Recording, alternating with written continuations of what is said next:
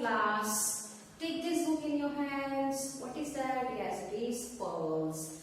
And which subject you have to open now?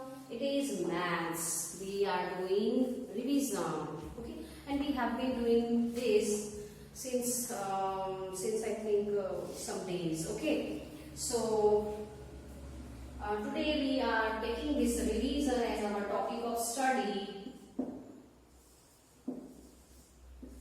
And we saw addition, subtraction, multiplication and divide. Today we are seeing. Okay, so see exercise E, it has multiplication. Lesson number 1. Multiply. E is multiply. Multiply. Question 1. 44 multiplied by 6.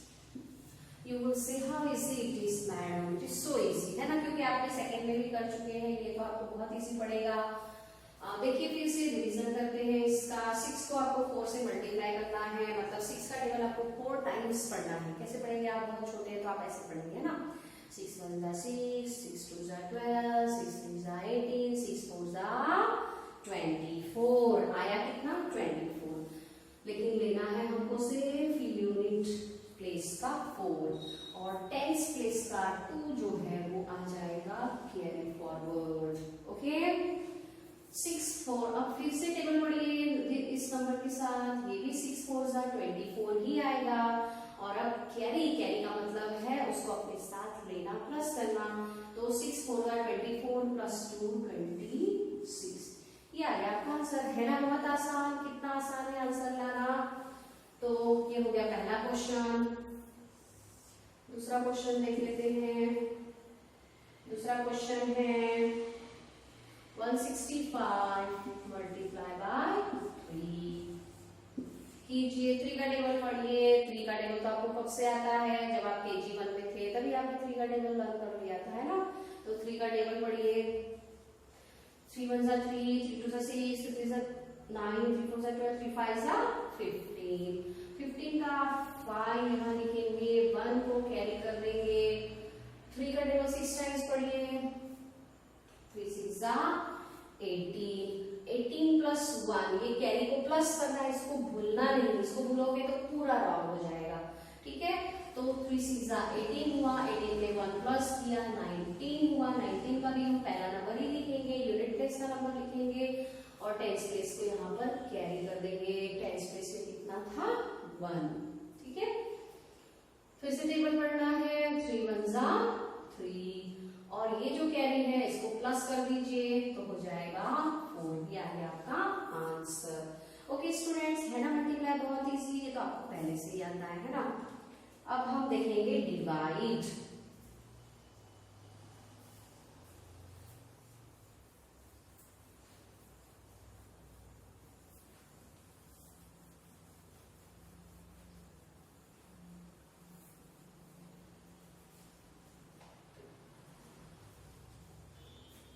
अब exercise F देखते हैं. F में है divide. Divide.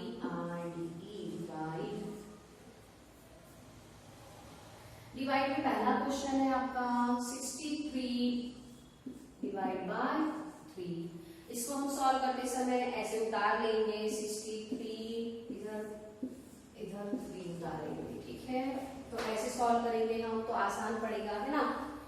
तो यहाँ पर क्या करना है आपको? 3 का टेबल ये नंबर आते तक पढ़ना है. ठीक है.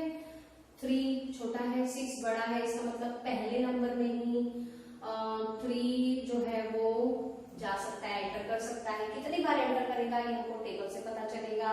टेबल पढ़िए. 3 1 = 3, 3 2 = 6. 6 तो हमको मिल गया, मतलब 3 6 में 2 टाइम्स एंटर करता है. तो 3 2 = 6. 6 में से 6 माइनस कर दीजिए, आया 0.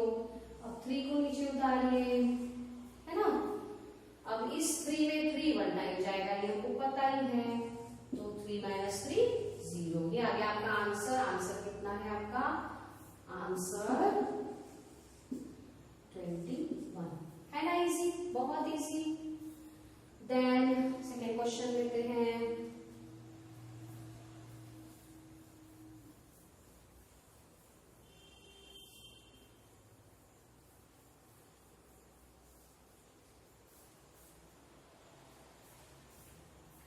सेकेंड क्वेश्चन है 72 डिवाइडेड बाय 4। 4 का टेबल आपको 7 में 7 आते तक पढ़ना है, 4 के टेबल में 7 तो आता नहीं है, फिर क्या आता है मैक्सिमम वो देखना है। 4 1 जा 4, 4 2 जा 8, हाँ 4 2 जा 8, 8 बड़ा नंबर हो गया तो हम 8 को तो नहीं ले सकते, हम 4 1 जा 4 ही लेंगे। 4 1 जा 4, 7 माइनस 4 कीजिए, कितना बचा 3, है ना। एंड अब 2 को नीचे उतारिए, अब ये पूरा नंबर हो गया 32। अब 4 का टेबल 32 आते तक पढ़ना है। 4 1 जा 4, 2 2 जा 8, 4 3 जा 12, 4 4 जा 16, 4 5 जा 20, 4 6 जा 24, 4 7 जा 28, 4 8 जा 32, मिल गया हमारा नंबर। 4 8 जा 32, ये हो गया 0। सॉरी स्टूडेंट्स, आपको इधर से सॉल्व करना है। 2 माइनस 2 0, 3 माइनस 3 0। ओके, सो आपका आंसर क्या आया? आंसर ये है, आंसर आपका आंसर है 18।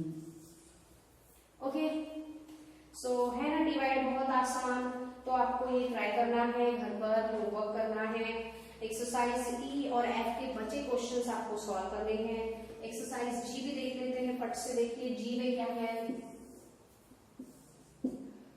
जी में क्या है, आपको बताना है कि जो नीचे दिए हुए जो ज्योमेट्रिकल कंसेप्ट्स है वो लाइन है, सेगमेंट है या रो है, रे। आपको आइडेंटिफाई करना है लाइन, सेगमेंट और रे। तो आपको ड्रॉ करना पड़ेगा डायग्राम। पहला ऐसा है,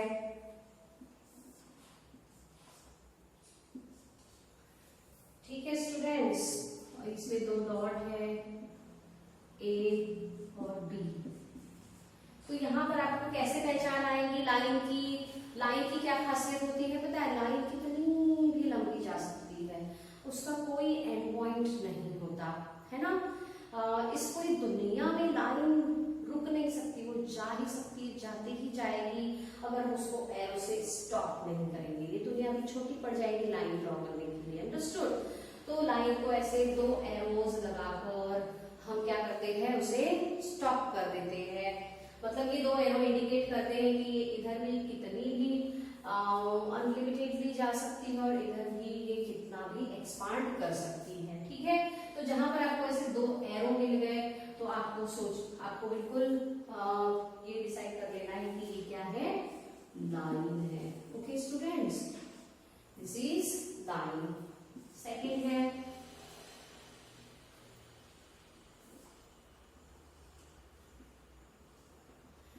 पी एंड क्यू।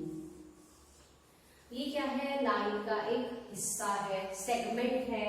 सेगमेंट यानी टुकड़ा, ठीक है, हिस्सा। तो यहां पर आपको लिखना है लाइन सेगमेंट। और थर्ड है